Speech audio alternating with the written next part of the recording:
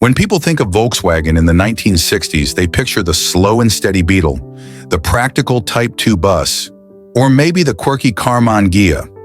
The last thing that comes to mind is muscle cars, but behind the curtain, in experimental workshops and engineering departments across West Germany, Volkswagen flirted with performance in surprising and radical ways, even if the world never got to fully see it. Here are 9 performance-minded Volkswagen muscle cars from around 1960 that were built, tested, or teased, then disappeared into history. Dear viewer, don't forget to subscribe to the channel. Thanks for your support. Number 9, the 1963 Volkswagen Carmen Ghia 1500 S Coupe. Type 34, a vehicle that promised sleek European elegance, but fell short in power and popularity, especially in the American market. In the early 1960s, Volkswagen was gaining momentum in the American market, largely thanks to the Beetle's affordability, simplicity, and quirkiness. But VW wanted to break into a different segment, one defined by style, sophistication, and sporty design. Enter the Carmen Ghia Type 34, also known as the 1500 S Coupe. Built on the platform of the Volkswagen Type 3 and styled by Ghia of Italy, it was VW's most refined and most expensive model at the time. Nicknamed Der Große Carmen, the Big Carmen, in Germany, the Type 34 was a coupe that looked like a European sports car, but drove more like a modest sedan. By 1963, VW had established itself as a brand of economical and practical cars. The Beetle, Type 1, was a global success, and the original Carmen Ghia, Type 14, introduced in 1955, was already carving out a niche as a stylish alternative. But as Volkswagen matured, it sought to broaden its lineup and appeal to upwardly mobile buyers.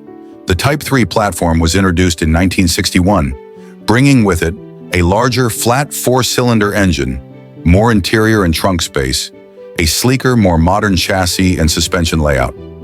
On this platform, VW built the Type 34 Carmen Ghia, a car meant to rival European coupes like the Peugeot 404 Coupe and even American imports like the Corvair Monza.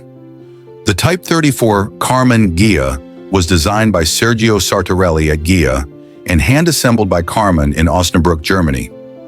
Design highlights: angular fastback shape with subtle tail fins, a contrast to the curvier Type 14 Ghia.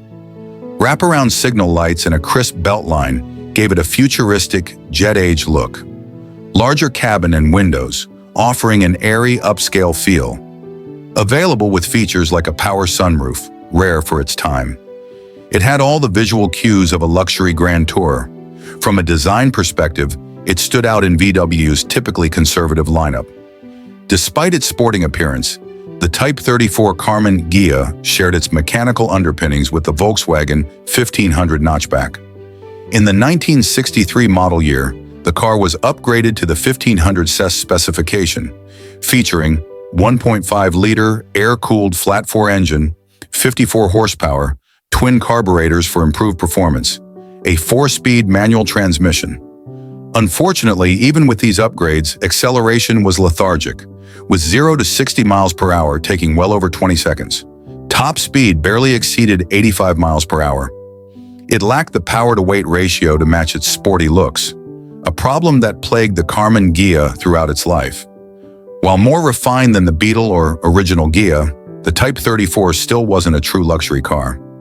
Standard features included padded dash with faux wood accents, full instrumentation, rare for a VW at the time, more sound insulation and better upholstery, optional features like an electric clock, radio, and sunroof. Yet compared to similarly priced cars from other manufacturers, such as the Alfa Romeo Giulia Sprint or even domestic coupes, the Type 34 felt underpowered and overpriced. Volkswagen briefly sold the Type 34 Carmen Ghia in the US during the early 1960s, but it quickly became clear that American buyers weren't interested. Too expensive. At nearly $2,500, it cost more than a Mustang, introduced just a year later, or a Corvair Monza. Too slow. In the muscle car-obsessed US, the 54 horsepower flat 4 just couldn't compete. Too niche. It lacked the Beetle's charm and the original Ghia's affordability. VW stopped officially importing the Type 34 to the US after just a couple years.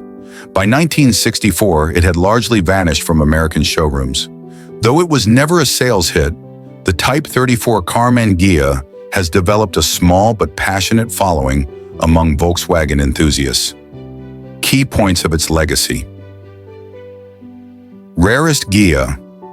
Fewer than 42,000 units were built from 1962 to 1969, and only a small fraction reached the US collectability. Original examples are hard to find, especially in North America. Design respect. Its styling is often compared to early Porsches and even the BMW 2000 CS. Sophisticated, clean, and ahead of its time. Despite its flaws, it represents a unique moment in Volkswagen history, a time when the company dared to go upscale, even if the world wasn't ready for it. Number 8, the 1969 Volkswagen Beetle 1500. A milestone in the evolution of the beloved Bug, and perhaps the closest it ever got to being considered powerful, at least by its own humble standards. The Volkswagen Beetle is one of the most iconic vehicles in automotive history. Born out of pre-war Germany, the Beetle evolved from a bare-bones people's car into a symbol of simplicity, reliability, and countercultural charm. For most of its life, the Beetle was celebrated not for performance or luxury, but for its mechanical modesty and rugged character. But in 1969, something slightly unusual happened. Volkswagen, under increasing pressure from global competitors and changing consumer tastes, gave the Beetle a performance upgrade. The result was the Beetle 1500, powered by a 1.5-liter engine producing a record-setting, for a Beetle, 53 horsepower. Was it a muscle car? Absolutely not. But was it a major turning point for the Bug? Without a doubt. When the original Volkswagen Type 1 hit the road in the late 1930s and resumed post-war production in the 1940s, it was powered by a tiny 1.0-liter flat-4 engine, making a mere 25 horsepower. That modest output remained relatively unchanged through the 1950s. Here's how the Beetle slowly gained strength. 1954, 36 horsepower, 1.2-liter. 1961, 40 horsepower, 1.2-liter, updated. 1966, 50 horsepower, 1.3-liter. 1967, 53 horsepower, 1.5-liter debuts in some markets. 1969, the 1500 becomes standard in many export models, including the US. By 1969, the Beetle's engine displacement had grown to 1,493 cubic centimeters, and while 53 horsepower may seem laughable by modern standards, it was more than double the original output. This made the 69 Beetle the fastest production Bug to date. Engine specs for the 1969 Beetle 1500. Engine, 1.5-liter, 1,493 cubic centimeter air-cooled flat 4. Carburetor, Solex 3030P ICT-2. Horsepower, 53 horsepower at 4,200 revolutions per minute. Torque, approximately 78 pound-feet. Top speed, approximately 82 to 85.0 to 60 mph, around 18 to 20 seconds. While these figures didn't put the Beetle in sports car territory, they did greatly improve drivability, especially on highways, where earlier models struggled to keep up with modern traffic. The added torque made climbing hills and merging into traffic far less terrifying for Beetle drivers. More importantly, the improved powertrain helped Volkswagen maintain its relevance in the face of rising competition from compact imports like the Toyota Corolla, the Datsun 510, the Ford Pinto, soon to arrive. The 1969 Beetle still retained the classic rounded styling that had remained essentially unchanged for decades, but a few important updates made it feel more refined. Larger bumpers and improved crash safety features. Revised headrests to comply with US safety laws. More modern taillights, larger for better visibility. 12-volt electrical system, standard by this time. Optional semi-automatic transmission, Saxomat, rare but offered. It also featured an upgraded independent rear suspension, replacing the older swing axle setup, giving it more stable handling, particularly in corners and during emergency maneuvers.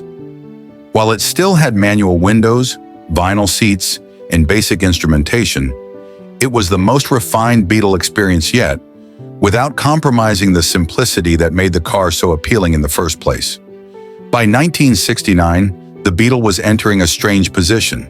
No longer just the frugal transportation of post-war Germany, it had become a symbol of peace and counterculture in the USA global automotive phenomenon, with millions sold, a vehicle now facing pressure to modernize. The 1500 engine was part of VW's strategy to keep the Beetle relevant in a world that was demanding more power, comfort, and highway speed capability, without betraying the bug's DNA. And although 53 horsepower was modest compared to the Detroit V8s, or even the upcoming Japanese compacts, it was a real improvement, and Beetle owners noticed the difference. In 1969, the Beetle was still wildly popular in the US, but it was clear that the tide was beginning to turn. Japanese cars were rising fast, offering more refinement and power at a similar price. The Super Beetle, with a larger 1600cc engine and improved suspension, was already on the horizon. Critics and consumers alike began to see the Beetle as outdated, despite the 1500's improvements. Number 7, the 1966 Volkswagen Type 3 Fastback 1600 Turkish Lira, a sleek rear-engine experiment from VW that aimed higher than the Beetle, but never truly caught on in the US. By the mid-1960s, Volkswagen had built its global reputation on the Beetle, Type 1, a utilitarian icon that defined economy and reliability. But even VW realized that the world was changing. Customers were demanding more space, better comfort, and higher performance. Enter the Volkswagen Type 3, specifically the 1600 TL Fastback, launched in 1966. This was VW's first serious attempt to step beyond the simplicity of the Beetle and offer something more sophisticated. Sleeker, roomier, and more powerful, relatively speaking, the Type 3 Fastback was Volkswagen's understated pitch to a more mature buyer. However, despite its engineering upgrades and modern looks, the Type 3 Fastback never made the impact in the US that VW had hoped. Let's explore why. Volkswagen developed the Type 3 series as an answer to the question, what do Beetle owners buy when they grow up? Designed to be a step up in comfort, design, and performance, without abandoning VW's signature air-cooled rear-engine layout, the Type 3 came in 3 variants: Notchback, two-door sedan, sold, mostly in Europe; Squareback, two-door wagon, popular among American families; Fastback, two-door coupe-like design, sleek and sporty. The Fastback, introduced in 1965 and updated for 1968-1966 with the 1600 Turkish Lira engine, was aimed squarely at buyers who wanted something that looked modern but still shared the Beetle's DNA. The 1966 Type 3 Fastback was a significant visual departure from the bubbly Beetle. Lower profile and more angular lines, sloping rear roofline gave it a sporty fastback appearance.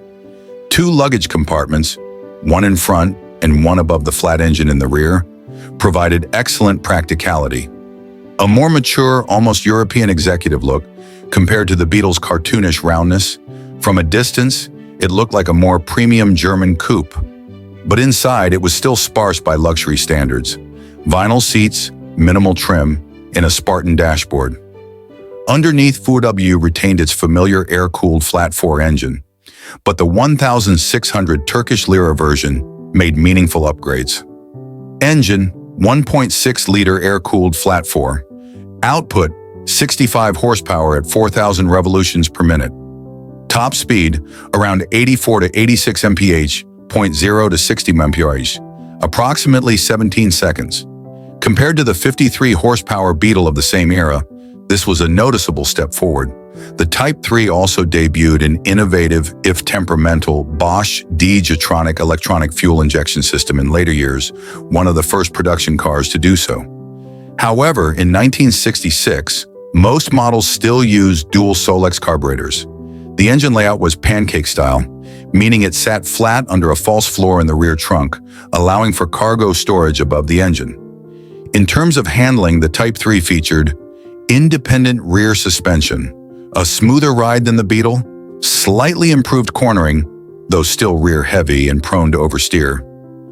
The 1966 Type 3 Fastback came with better sound insulation, more interior room thanks to clever packaging, 2 trunks enhancing cargo space, a more modern dashboard and instrument cluster. Yet it still lacked air conditioning, power steering, or truly luxurious touches. Volkswagen was trying to strike a balance between economy and elegance, but often ended up in an awkward middle ground. Volkswagen hoped the Fastback would appeal to American buyers looking for something classier than a Beetle, but not as expensive as a BMW or a Mercedes-Benz. But the US market never fully embraced it. Why? It looked too conservative, not radical enough for sporty buyers. It wasn't cheap enough for budget-conscious shoppers. It wasn't powerful enough to compete with American compacts or Japanese newcomers. VW's core US buyers still preferred the lovable Beetle or the practical squareback wagon. By the late 60s, imports like the Datsun 510, Toyota Corona, and Ford Pinto were offering more features and power for the same price. The Type 3 Fastback fell into obscurity, admired by a niche but ignored by the masses. Number 6, the 1962 Volkswagen Carmen Ghia Convertible, the drop top that looked like a European sports car but drove like a Beetle in disguise. By the early 1960s, the American car market was booming with powerful V8s, bold tail fins, and performance dreams. But amid that muscle, Volkswagen carved out a different lane, not with horsepower, but with charm. And the Carmen Ghia Convertible was perhaps the most charming of them all. The 1962 Volkswagen Carmen Ghia Convertible looked like a coach-built Italian sports car. It was low, sleek, and beautifully curved. But beneath those flowing lines was the same air-cooled, rear-engine economy car platform as the Beetle. It had the looks of a Corvette, but not even the power of a lawnmower by comparison. So why did people love it? Let's dig into the odd allure of this underpowered beauty. Volkswagen, by 1962, was a global success thanks to the Beetle. But they knew not everyone wanted to drive a car that looked like an insect. VW needed a car that looked like it belonged in Monaco, even if it still had the humble Beetle DNA. The solution came from Ghia, the famed Italian design house who sculpted the bodywork. Carmen, the German coach builder, who assembled the cars by hand. Volkswagen, who supplied the tried-and-true chassis and mechanicals. The result was the Carmen Ghia, a coupe and convertible that began production in 1955, with the convertible joining the lineup in 1957. By 1962, it was in full swing, offering an affordable but stylish alternative to both European and American buyers. The Carmen Ghia Convertible in 1962 was, and still is, a rolling piece of art. Low and wide stance, at least visually. Hand-formed curves with a teardrop silhouette, subtle tail fins and chrome trim, round headlamps, sloped front hood, and compact dimensions. A beautifully integrated convertible top. No awkward roof lines when lowered. It wasn't flashy like a Cadillac or aggressive like a Corvette, but it oozed European sophistication. People often mistook it for a Ferrari or Alfa Romeo at a glance, until they heard the engine. While it looked like a sports car, it was built on the Volkswagen Type 1 platform, the Beetle's platform. That meant engine, 1.2-liter, air-cooled flat 4, 36 horsepower in 1962. Transmission, 4-speed manual. Top speed, around 72 to 75 miles per hour, eventually downhill. 60 mph. Nearly 27 seconds, bring a book. Rear engine, rear-wheel drive. Drum brakes all around. The handling was competent, light, predictable, but not sporty. It was more about cruising than carving corners. If you expected performance, you were disappointed. But if you simply wanted to drive a car that looked 10 times more expensive than it was, you were thrilled. The 1962 Carmen Ghia Convertible had an interior that felt more upscale than the Beetle. Padded dash with chrome accents, dual-gauge cluster with speedometer and fuel gauge, two-spoke steering wheel with VW crest, vinyl upholstery, often two-tone, manual convertible top, with surprisingly good weather sealing. There was no radio, no air conditioning, no power anything, but it felt tastefully minimalist. You didn't buy a Ghia for gadgets, you bought it for grace. Behind the wheel of the 1962 Carmen Ghia convertible, the experience was pure VW. The flat-4 engine made a gentle, puttering growl. Shifting the 4-speed manual was light and crisp. The ride was soft and compliant, thanks to Beetle suspension. Visibility was excellent, and the driving position was relaxed. This car wasn't about speed, it was about presence. Cruising with the top down, it didn't matter that it took forever to reach highway speed. People still turned their heads. The Carmen Ghia was never a bestseller like the Beetle, but it carved out a loyal niche. People who wanted a stylish import, but couldn't afford a Porsche or MG, college students, artists, and design-conscious buyers. Buyers who wanted reliability with flair. In 1962, Volkswagen sold about 10,000 convertibles worldwide, with a fair share going to the US. Still, the car was always more of a curiosity than a mass-market hit. Number 5, the 1968 Volkswagen SP Prototype, a rare and nearly forgotten Brazilian-built GT that looked the part but lacked the punch. In the late 1960s, Volkswagen had a global presence, but it wasn't exactly known for excitement. Its lineup was dominated by Beetles, buses, and other utilitarian designs. But down in Brazil, a team of VW engineers and stylists had a dream: to create a homegrown, sleek, sporty coupe that could give Volkswagen some flair. The result was the Volkswagen SP1, a prototype born in 1968 that would lead to limited production years later with the SP2. The SP1 looked fast, looked modern, and looked unlike any other VW of its time. Unfortunately, it drove like a dressed-up Beetle with anemia, and while it turned heads in South America, it never set tire on US soil. Let's take a deep dive into this rare, underpowered, and sadly forgotten piece of VW sports car history. During the 1960s, Brazil had strict import regulations that encouraged automakers to produce locally designed vehicles for the domestic market. VW do Brazil had been very successful with the Fusca, the Brazilian Beetle, and the Combi, but they lacked a sporty offering that could compete with the likes of Puma and Willys Interlagos. A team of designers and engineers in São Paulo, frustrated by VW Germany's conservative direction, decided to take initiative. Their goal: build a GT-style coupe that looked modern and offered a more spirited driving experience than the usual economy cars. The SP project, named after São Paulo, began in 1968 with two prototypes, SP1 and SP2, both based on the same rear engine layout, but with different engines. One thing everyone agreed on: the SP1 was gorgeous.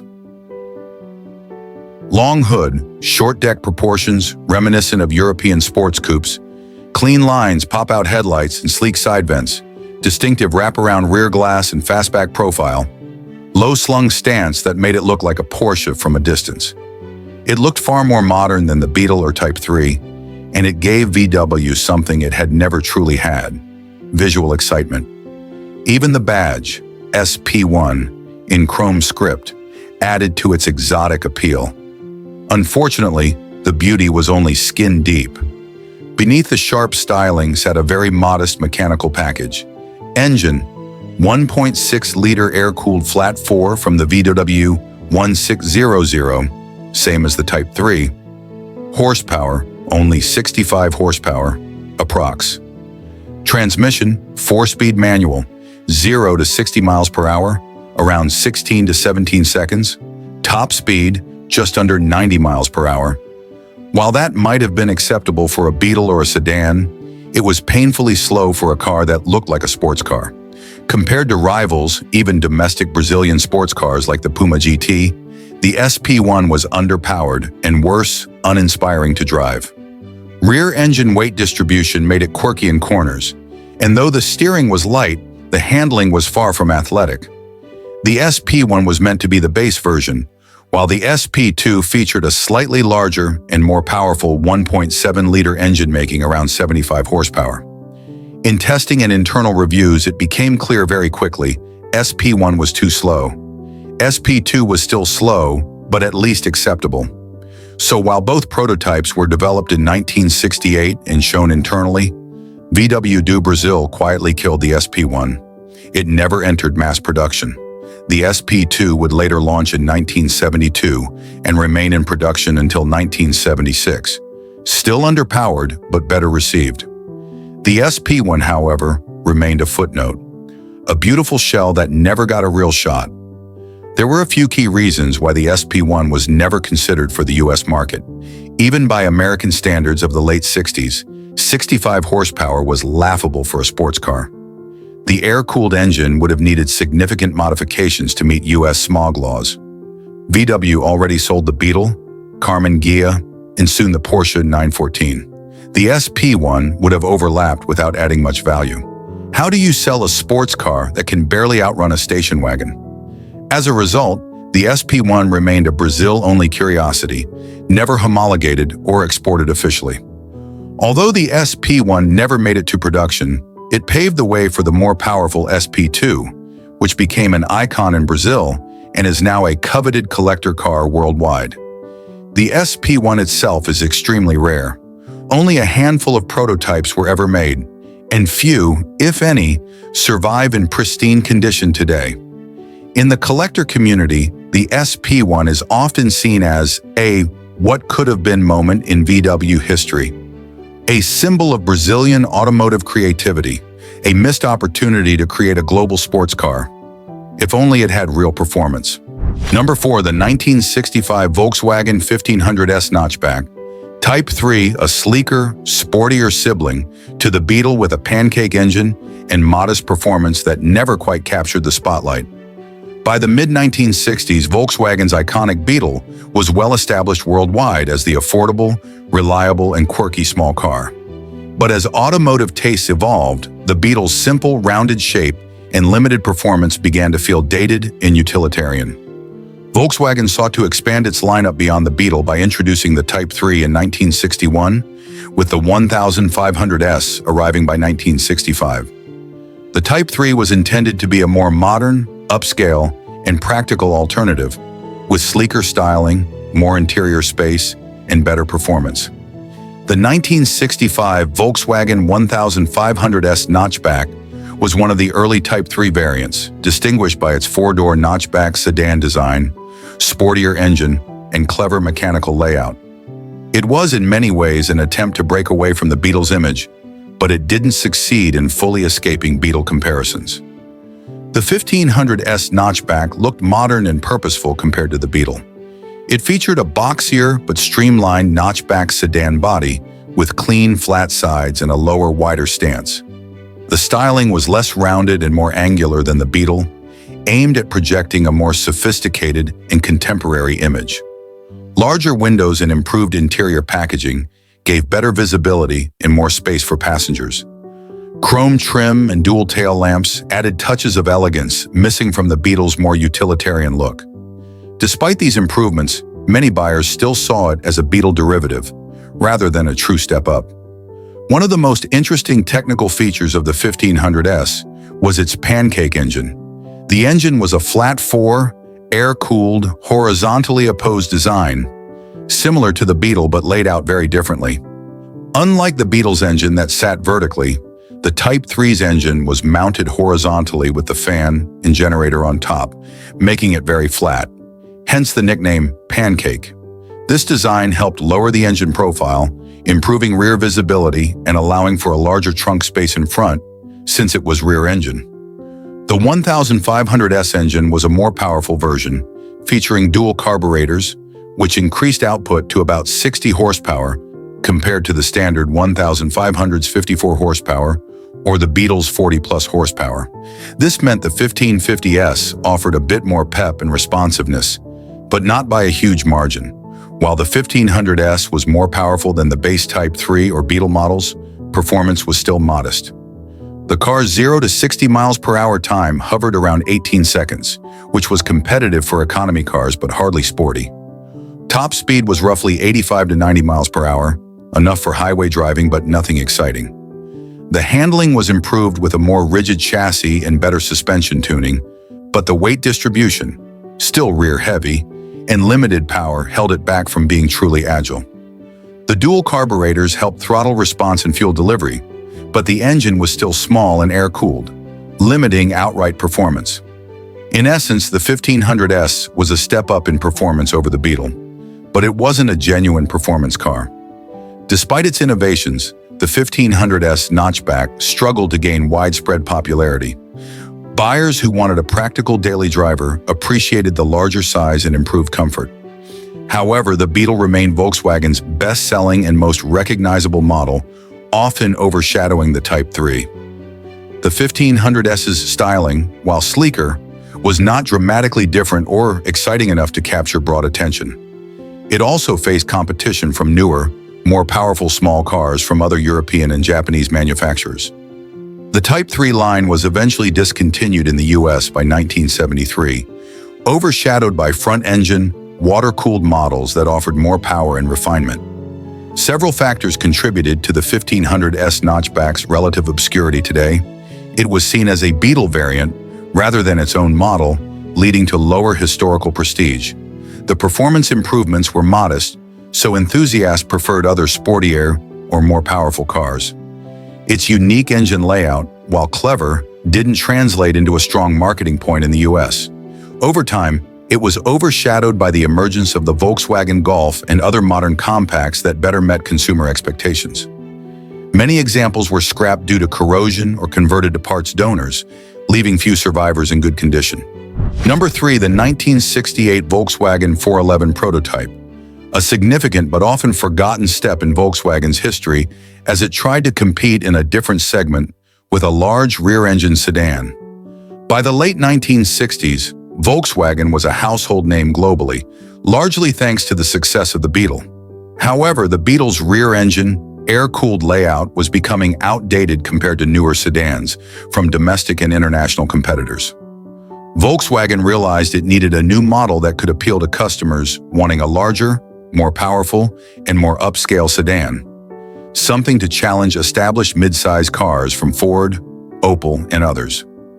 The Volkswagen 411, developed in the mid to late 1960s, was conceived as that answer. The 411 would mark a major shift, a bigger car with a sleek fastback design and modern features, but still keeping VW's rear-engine formula. The 1968 prototypes represented this vision, but the model struggled from the start. The 411 prototype was a radical departure in Volkswagen's lineup. It featured a large fastback sedan body with flowing aerodynamic lines, far more modern and spacious than the Beetle or Type 3. The rear engine design was retained, with the engine mounted behind the rear axle, providing a unique layout and distinctive trunk configurations. The car was much bigger than previous VW models, aiming to attract customers looking for more interior space and comfort. Inside, it offered a more upscale and modern interior with improved seating and features expected in a midsize sedan. Despite these innovations, the retention of a rear-engine format was a double-edged sword. It limited potential for larger engines and modern suspension setups. Under the hood, or rather, in the rear, the 411 prototype was powered by a water-cooled flat-four engine, a departure from VW's traditional air-cooled units. The engine displaced about 1.7 liters, producing roughly 80 horsepower. This was a noticeable step up from the Beetle's modest output, but still relatively low power for a car of the 411 size. The water-cooled design was more modern and allowed for better heat management, but also introduced complexity. Despite this, the power-to-weight ratio was weak. The car was heavier and larger, but the engine was not significantly more powerful than smaller models. Performance was sluggish, with slow acceleration and limited top speed, especially compared to competing sedans. The lack of a strong engine undermined the 411's appeal as a powerful sedan. When the 411 prototypes were shown to the public and dealers, the styling was praised for its modern looks and aerodynamic shape, ahead of many competitors. However, the car's rear-engine layout was increasingly seen as old-fashioned in a market shifting toward front-engine, front-wheel drive cars. The The modest horsepower did not meet consumer expectations for performance in the mid-size sedan segment. Competing cars offered more power, better handling, and more conventional layouts. Safety concerns and handling quirks typical of rear-engine cars also raised questions. These factors led to poor enthusiasm and weak dealer support. Due to these problems, the 411 prototype never reached full production in the US market, and very few were made overall. The project was delayed and scaled back multiple times. Volkswagen eventually shifted focus to front-engine, water-cooled cars with the introduction of the Volkswagen Passat and later the Golf, moving away from the rear-engine formula. The original 411 prototypes quietly disappeared, with few surviving examples and minimal public attention. Though the 411 prototype failed to gain traction, it was a key transitional model for Volkswagen. It represented the company's attempt to modernize beyond the Beetle and traditional rear-engine designs. Introduced the water-cooled engine concept, which would dominate VW's future lineup. Influenced later models that shifted to front-engine layouts, recognizing market demands for performance, handling, and safety. The aerodynamic fastback shape anticipated styling trends in the 1970s.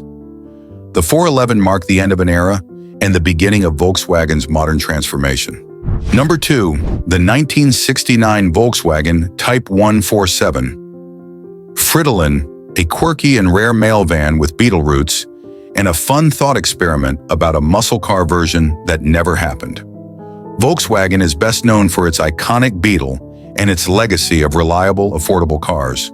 But beyond passenger vehicles, VW also built specialized utility vehicles, often designed for government and commercial uses. One of the most unusual and rare of these is the Volkswagen Type 147, nicknamed the Fridolin by the German Post Office. Introduced in 1964 and produced into the early 1970s, it was a small mail van purpose-built to serve the German postal system. The Type 147 was developed specifically for the Deutsche Bundespost, German Federal Post Office, to meet their needs for a compact, practical mail delivery vehicle. It was built on the same platform and drivetrain as the Volkswagen Beetle, using its proven air-cooled flat-4 engine and chassis. The design prioritized easy loading and unloading, with a boxy rear cargo area and sliding doors. Perfect for postal workers delivering letters and parcels. It was intended to replace less efficient or outdated mail vehicles and was optimized for urban and suburban postal routes. The nickname Fridolin, a common German mail name, came from postal workers and enthusiasts, giving the van a quirky, friendly persona. Mechanically, the Type 147 was essentially a Beetle with a box on its back. Rear engine, rear-wheel drive layout, the same 1.2 to 1.3-liter air-cooled flat-4 engine, producing modest horsepower, around 40 to 50 horsepower. Simple suspension and brakes adapted from the Beetle's components. The body was unique and designed by Carmen, featuring a steel box cargo area with sliding side doors and rear double doors for maximum access. The van had a compact footprint, narrow width, and a tight turning radius, ideal for navigating tight city streets and rural postal routes. Due to its simple and robust design, the Fridolin was reliable, easy to maintain, and cost-effective for postal operations. Now here's the fun part. Imagine if Volkswagen had decided to make a muscle car version of the Type 147. Absurd and hilarious. A little boxy postal van with a roaring V8 and performance tweaks. But the reality was far from this. W's air-cooled flat-4 was never designed for high performance. It was reliable but low-powered. The Type 147's utility design made adding heavy, powerful engines impractical. There was no market or demand for a high-performance postal van. Still, envisioning a Fridolin GT with sport stripes, beefed-up suspension, and a muscle engine reveals how wildly different the vehicle could be. A bizarre fusion of practical utility and raw power. This contrasts sharply with the popular performance cars of the era, like the muscle cars from Detroit. The lack of such a variant underscores VW's focus on reliability and utility rather than performance in this niche. Production of the Type 147 began in 1964 and continued until 1967-1974, with about 6,000 units built. Most were used by the German post office, but some were sold to other government agencies or exported. The Fridolin was quietly retired as postal services modernized and moved to other vehicles. Today it is a collector's curiosity, a rare Volkswagen oddity with a cult following among enthusiasts of quirky utility vehicles. Its uniqueness lies in its very specific role, functional design, and connection to one of the world's most famous automotive brands. The Type 147 has been preserved by museums and private collectors as a piece of postal and automotive history. The Type 147 Fridolin illustrates Volkswagen's ability to adapt its simple, robust platform to specialized roles. It shows how VW balanced economy, simplicity, and function over flashiness or speed. The van highlights an era when automakers built bespoke vehicles for government fleets, emphasizing utility. It reminds us that not every VW was about sporty cars or mass-market passenger vehicles.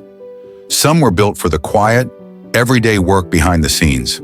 The muscle car version that never was serves as a whimsical reminder of what could have been, but also why VW stuck to its strengths. Number 1, the 1961 Ramich Lawrence Coupe. A rare and elegant coach-built VW-powered coupe with Porsche-level style that never gained mass appeal. In the early 1960s, the European automotive world was a place of innovation and craftsmanship. While mass production dominated, a handful of small coach builders were creating exquisite, handcrafted automobiles that combined art, elegance, and engineering. One of the most remarkable examples from this era was the 1961 Ramich Lawrence Coupe, a unique, handcrafted coupe powered by Volkswagen mechanicals, but styled with the sophistication of early Porsches. Ramich was a small Berlin-based coach building company founded in the 1920s. They specialized in bespoke bodies, often building on Volkswagen Beetle chassis and drivetrains. Their goal was to elevate the humble Beetle into something stylish, elegant, and luxurious. Ramich had a reputation for fine craftsmanship and innovative design, though they remained a niche player without mass-market success. Introduced in 1961, the Lawrence Coupe was one of Ramich's most ambitious projects. It featured a sleek, low-slung coupe body that rivaled early Porsches like the 356 for elegance and sporty flair. The design was clean and aerodynamic, with smooth flowing lines and an understated yet sophisticated presence. Unlike the utilitarian Beetle, the Lawrence Coupe was all about style and exclusivity. Coach built with high-quality materials and custom touches, it reflected a blend of Art Deco influences and modern minimalism. The interior matched the exterior's refinement, with bespoke upholstery and trim details far beyond what typical VW buyers expected. Mechanically, the Lawrence Coupe used Volkswagen Beetle components. A rear-mounted, air-cooled flat-four engine producing roughly 40 to 50 horsepower. The same chassis and suspension as the Beetle, known for reliability but limited performance. This VW basis kept costs lower, but constrained the car's capabilities compared to sports cars with more powerful engines. The engine's modest output limited the Lawrence's appeal to those wanting pure speed. It was more a statement of style than performance. Still, for the time, the combination of a custom coach-built body and the VW mechanical package was innovative. Despite its beauty and craftsmanship, the Lawrence Coupe faced several hurdles. Limited production. Only a few dozen were ever made, meaning few people saw or knew about it. High price. As a hand-built, coach-built car, it was expensive compared to mass-produced VWs. Performance limitations. Customers seeking sportier cars preferred true sports cars with more powerful engines. Brand perception. Volkswagen was known for economy and reliability, not luxury or exclusivity, making it hard to position the Lawrence in the market. Competition.